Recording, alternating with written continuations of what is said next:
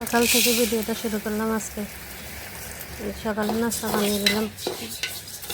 সত্যি রান্না করবো, এখানে সত্যিগুলো বেছে নিব একটু লাল লাল করে।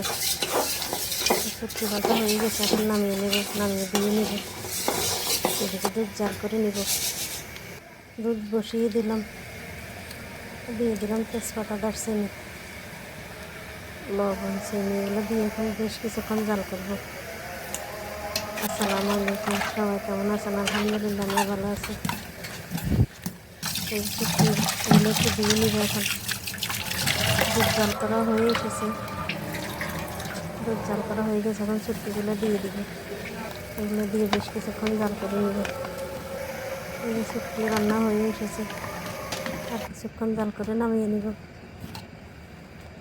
এদিকে রান্না বসিয়ে দিব। এখন শুটকি রান্না হয়ে গেছে, এখন নামিয়ে নিব। নামিয়ে নিলাম। এদিকে ফুলকপি আলু কেটে নিলাম, শিং মাছ ধুয়ে নিলাম, করলা কেটে নিলাম। করলা এগুলো রান্না করব, আর করলা ভাজি করব আলু দিয়ে। এদিকে ফুলকপির ডাঁটাগুলো সিদ্ধ করে নিলাম। এখন ফুলকপি রান্না বসিয়ে দিব। কড়াই বসিয়ে তেল দিয়ে দিলাম। এখানে এক এক করে সব মশলা দিয়ে ভালোভাবে কষিয়ে নিব। মশলা কষানো হয়ে গেছে, এখন দিয়ে দিব পানি আর শিং মাছ। এগুলো দিয়ে ভালোভাবে জাল করব। শিং মাছগুলো ভালোভাবে কষিয়ে নিলাম। এদিকে করলা রান্না বসিয়ে দিলাম। মাছ কষা হয়ে গেলে এখন এই মশলাগুলো দিয়ে দিলাম। মশলাগুলো ভালোভাবে কষিয়ে নেব। মশলা কষানো হয়ে গেছে, পানি দিয়ে দিব মাছগুলো। শিং মাছ দিয়ে করলা রান্না করব। আমার কাছে তো অনেক মজা লাগে এভাবে রান্না করলে। এদিকে ফুলকপির মাছগুলো কষানো হয়ে গেছে, এখন ডাঁটা আর ফুলকপিগুলো দিয়ে দিলাম। এগুলো ভালোভাবে মিক্স করে নেব। করলার জন্য মাছ কষানো হয়ে গেছে। এদিকে ফুলকপি আলুগুলো একটু ভালোভাবে কষিয়ে নেব।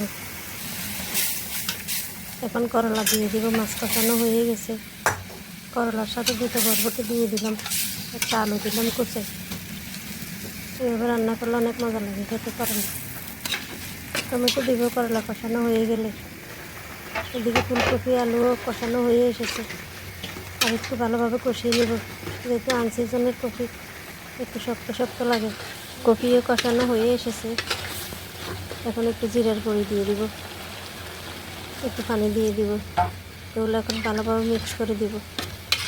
এখন একটু বেশ কিছুক্ষণ জাল করব। আবার এই যে বেশ খানিকটাই পানি দিলাম যাতে ভালোভাবে সিদ্ধ হয়।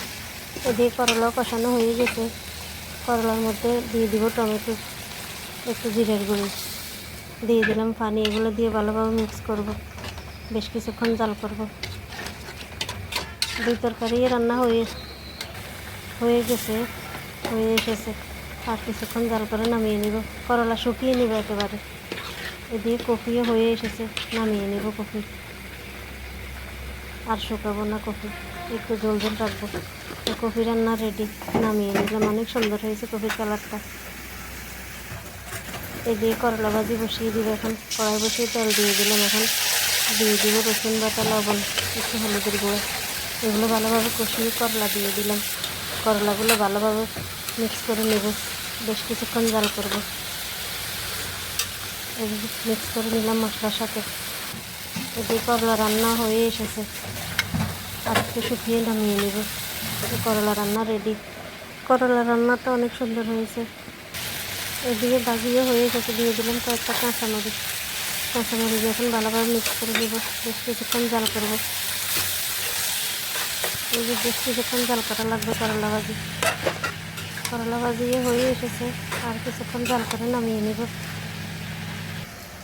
এদিকে ভাত বসিয়ে দিলাম, ভাতও হয়ে এসেছে, করলা ভাজিও হয়ে এসেছে, নামিয়ে নেব। এখন করলা ভাজি রেডি, নামিয়ে নিলাম। রান্না বান্না কমপ্লিট। দুপুরে খাওয়া দাওয়া করবো, কাজকর্ম সেরে এই যে খাওয়া দাওয়া করে নেবো। আজকে পর্যন্তই। সবাই ভালো থাকবেন, সুস্থ থাকবেন। যে যেখান থেকে ভিডিওটা দেখেন, ভালো লাগলে লাইক কমেন্ট করবেন।